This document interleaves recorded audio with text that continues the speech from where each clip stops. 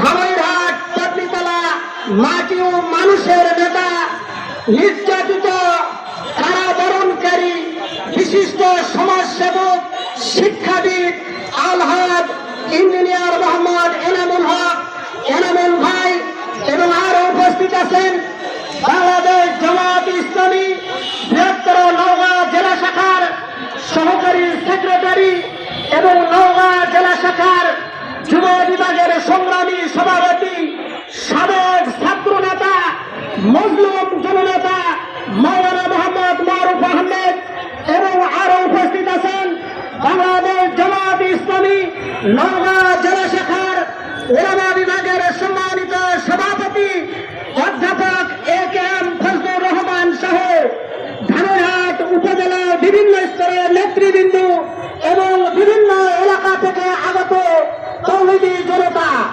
সকলকে নিয়ে সেই মহান রব্বে কারিমের দরবারে কালিমাতুশ শুকর আদায় করছি যে আল্লাহ সুবহানাহু ওয়া তাআলা আজকের এমন সুন্দর একটি পরিবেশ দান করেছেন, যেই পরিবেশের কারণে আজকে আমরা মুক্ত আকাশের নিচে খোলা জমিনের উপরে হাজার হাজার তৌহিদি জনতাকে নিয়ে আল্লাহর জমিনে আল্লাহর মনোনীত জীবন ব্যবস্থা দ্বীনুল ইসলামকে বিজয়ী করার লক্ষ্যে সমবেত হয়ে সক্ষম হয়েছি। কালিমাতুশ শুকর সকলেই বলছি আলহামদুলিল্লাহ। প্রিয় তৌহিদি জনতা, দরুদ তাসলিম পেশ করছি বিশ্ব মানবতার মুক্তির অগ্রনায়ক, যার তরিকাতে দুনিয়াতে শান্তি এবং আখিরাতে মুক্তি, সেই নেতার প্রতি প্রাণ ভরা দরুদ ভরা দিল নিয়ে দরুদ ও সালাম পেশ করছি। সকলেই বলি সাল্লাল্লাহু আলাইহি ওয়াসাল্লাম। প্রিয় তৌহিদি জনতা, আজকের এই ধামইরহাটের পথসভা থেকে আমরা অন্তর্বর্তীকালীন সরকারকে হুঁশিয়ার করে দিতে চাই, জানান দিতে চাই, জুলাই সনদের আইনি ভিত্তি প্রদান এবং সেই সনদ অনুযায়ী আগামী 26 সালে জাতীয় সংসদ ক্রীড়ার পদ্ধতিতে নির্বাচন করতে হবে।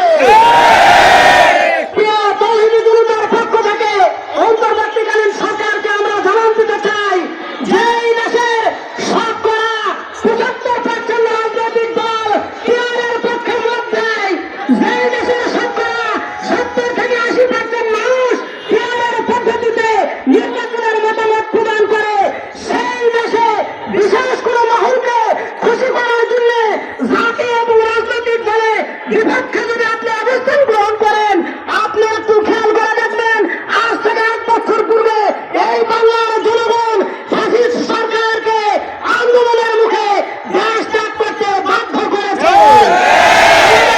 এরকম পরিবেশ তৈরি করতে বাধ্য করবেন না।